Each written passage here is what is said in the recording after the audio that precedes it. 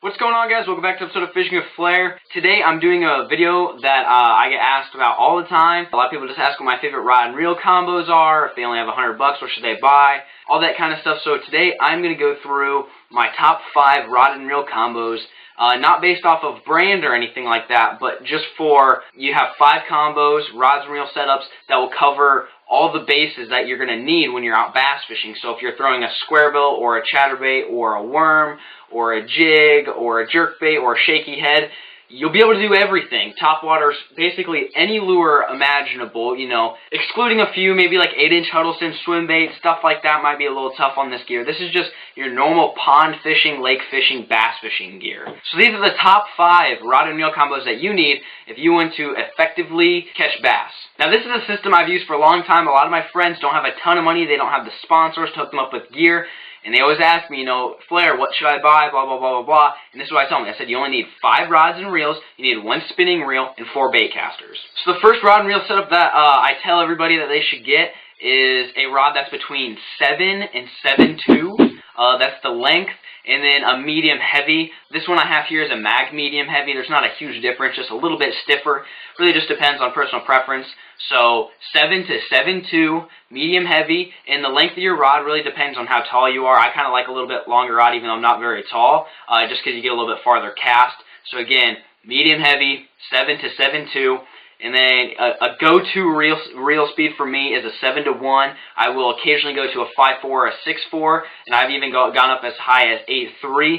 But pick 7 to 1. You can literally do anything with a 7 to 1 gear ratio. And then for this rod, I like to have 30-pound braid on. And what I use this rod for, you can literally use this rod for anything. I like to use it for Texas rigs, jigs, topwaters.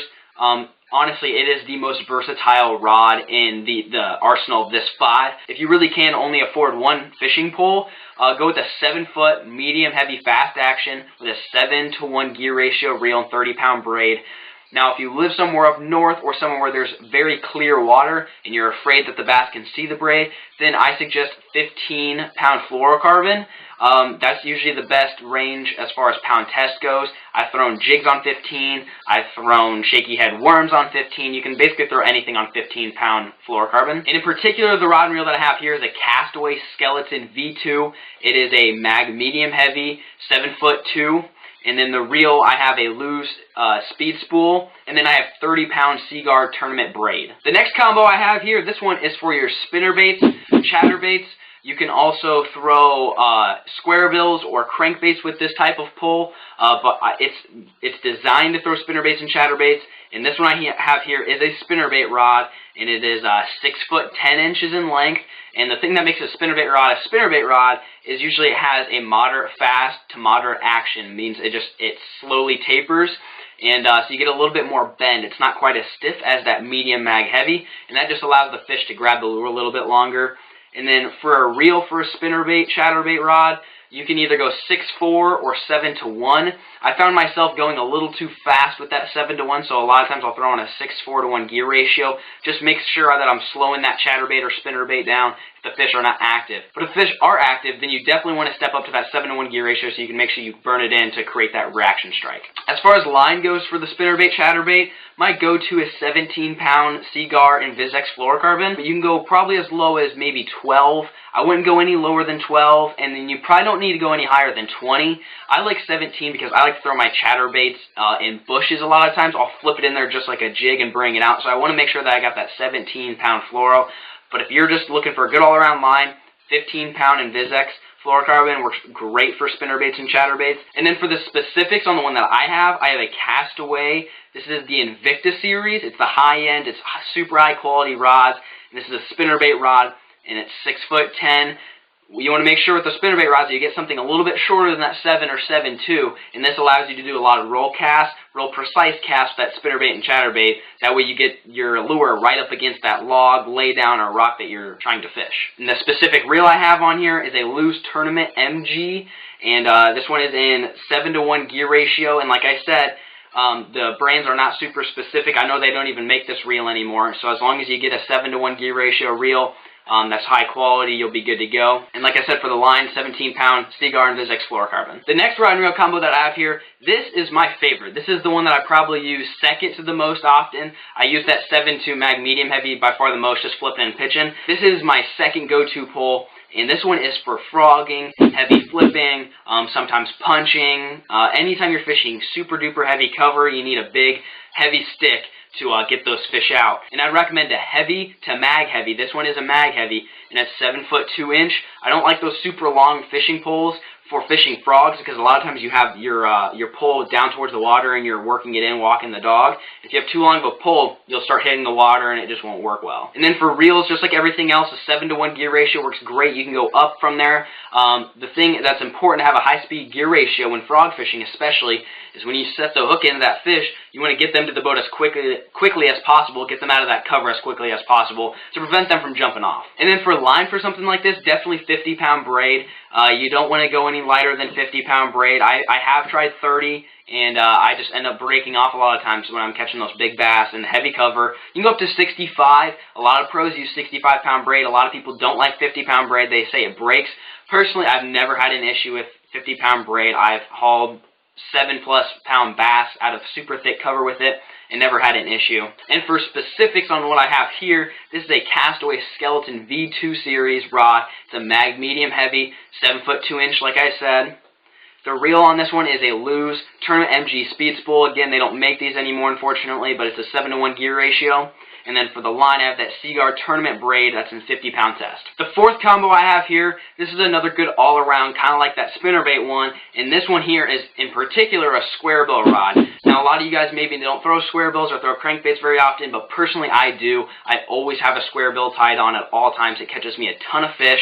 And this one, a rod like this, you can throw spinnerbaits on and buzzbaits and stuff like that. So don't think just because it's a titled square bill rod that's the only thing you can throw. But I throw square bills all the time, and so that's why I picked this one for one of the 5 combos that I have. And for square bill rods, some guys like long rods, some guys like short rods, and honestly, I like both.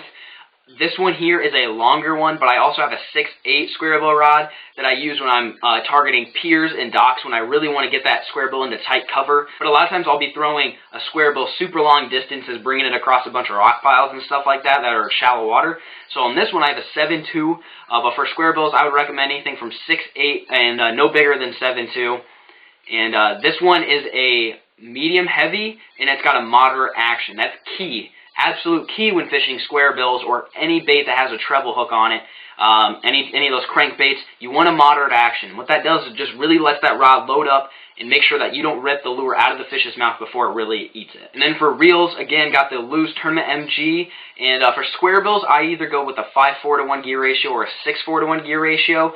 I tend to lean towards that 5/4 because I am a fast-paced fisherman. I don't like to throw the lure out and slowly wind it in. I like to kind of keep a nice steady pace, keep my body moving. And so if I go with that 5/4-to-1 gear ratio, then that allows me to speed up my retrieve, but at the same time keeping that square bill not moving too fast. And then for a line for square bill fishing, you can go as probably low as 10, and I've seen guys use 25-pound fluorocarbon if they're fishing super duper heavy cover. But again, that 15-pound range Seaguar and VizX fluorocarbon just does phenomenal. You can throw jigs on it, you can throw square bills on it. You can do just about anything but topwater. You want to avoid topwater lures when throwing fluorocarbon. So that's what I have on this setup. And for specifics on this one, I have a Castaway. This is actually their last year's model. This is the Skeleton, not the V2 series. And this is the Big T shallow cranker. Todd Faircloth actually designed this one, and it's more of a heavy-duty square bill, so those 2.5 size square bills work really well on this one, and it's 7'2" in length. And like I said, I have that Lew's Tournament MG on here. I like 5/4-to-1 gear ratio, and then that Seaguar and VizX 15-pound fluorocarbon. And last but not least, you need a fairy wand in your boat. Unfortunately, that's just what it comes down to sometimes. I hate using spinning gear. I'm a power fisherman. I like throwing frogs and jigs and big worms and big square bills and spinnerbaits. But if you're a tournament fisherman, you have to have one of these in your boat. Unfortunately, I've caught more fish during tournaments on a spinning reel and rod than I have a bait caster by far. And since I'm only going with one spinning rod, you kind of want a good all-around, and that's when I like to go with the medium, and anything from about 6'8" to 7'2" as far as lengthwise goes. The reel really doesn't matter. And for line, I like to go with 15-pound braided line. with a fluorocarbon leader, and normally I'll tie like a 6 to 8 foot fluorocarbon leader on there. And this rod in particular, you know, I like throwing shaky heads, I like throwing drop shots. I take that back, I hate throwing drop shots, but it catches a lot of fish. So I primarily use this for shaky heads, sometimes flukes. If any of you guys, you know, looked at the setups that I have, and you're probably thinking, where can I throw a jerkbait? This is probably where you want to throw your jerkbait on. You don't want to, those big sticks, they're a little too heavy for jerkbait fishing, so I'd like to stick to a spinning rod for jerkbaits for sure. Any finesse style lures, any poppers, any small walking baits, anything like that, works really well in the spinning gear. For specifics on what I've got here, I have the Castaway Invicta rod, and this one is a soft medium spin. And I believe that when, you know, it's just a medium, it's a moderate action on there, and this is a 7 foot in length. I do like a little bit longer spinning rod than most guys. A lot of guys like that 6'6", 6'8". But for me, when I'm throwing shaky heads, I'm usually throwing them around rock piles. And anytime I'm fishing on rock piles, I like to cast on the other side of the rock pile and bring it through the rock pile and then back down. The longer you have your lure in the water, the better chances you have of catching a fish. So I really like to bomb it out there. For the reel, I have a Fluger Try-On reel, and like I said, brand really doesn't matter. This is just one that I bought a few years ago when I used to work at Shields. And then for line, I have the 15-pound Seagar tournament braid, and the reason why I like braid is because you can cast a lot farther, it's a lot more sensitive, and just make sure you tie that Seagar InvizX fluorocarbon leader. As far as pound test for the fluorocarbon leader, you can go anywhere from 6 to probably 12-pound fluorocarbon. I like that 8-pound range. That seems to do really well for me. And just make sure you tie a good connecting knot. There's a bunch of videos on YouTube that'll teach you how to tie the good connecting knot. In particular, I think I use the blood knot or the surgeon's knot. It's not a great knot, but I know how to do it and I can tie it quickly. So that's the end of the video, guys. I hope you enjoyed. Hopefully it wasn't too long, but hopefully you took some notes. And like I said, you know, if you have these 5 combos, at least for me, I can throw any lure that I throw on a regular basis. Like I said, if you're going to throw that 8-inch Huddleston swim bait, you're probably not going to throw it on any of this type of stuff. But as far as anywhere from drop shots and shaky heads all the way up to frog fishing, you can pretty much get everything in between with those 5 combos that I mentioned in today's video. So hopefully you guys learned something, like I said. If you have any comments, maybe you're not sure what you should be throwing a specific lure on, comment down below, and I'll try to do my best to answer. I'm not going to promise that I'll answer. I just get too many comments a day to really keep up with every single one, but I'll do my absolute best. So throw your comment down there anyways, and I'll do my best to get back to you. If you guys enjoyed this like top 5 video, let me know. I hope it was informative. I kind of like to do some teaching videos like this, and then I like to do some fun vlogs, and right now the water is just starting to open up. This weekend it should be open. And I'm still working on getting a new boat, but I do have my old boat, so I may have to take my old boat out of storage for the first couple months of the fishing season, and then hopefully get rid of that and get a new boat coming in. But anyways, that's enough talking for today. Again, if you enjoyed, smash that like button for me. If you haven't subscribed already, make sure you do, because I'm going to be filming a lot more videos this coming up season, some giveaways coming up, a lot of exciting things coming from this channel. So that's it for today's episode, guys. Thanks for watching. Some people can't handle success. I can.